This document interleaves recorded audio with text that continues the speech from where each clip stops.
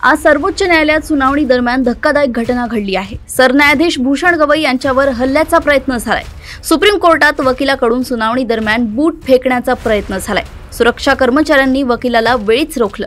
यावेळी तो वकील आरडाओरड करत होता। सनातनाचा अपमान सहन करणार नाही। सीजेआय गवई हे सर्व सुरू असताना शांत होते। ते म्हणाले की अशा प्रकारांनी आम्ही विचलित होत नाही, तुम्ही तुमचा युक्तिवाद सुरू ठेवा। असं म्हटलं जात आहे की खजुराहो येथील भगवान विष्णूंच्या एका नुकसानग्रस्त मूर्तीशी संबंधित एका जुन्या प्रकरणात सरन्यायाधीशांनी एक टिप्पणी केली। या टिप्पणीचा अनेक हिंदुत्ववादी संघटनांनी विरोध केलाय। सुरक्षा रक्षक या घटनेचा इन्कार करतायत। ते म्हणतायत की कोर्टात एका माणसाने आरडाओरडा केला, त्याला आम्ही बाहेर काढले।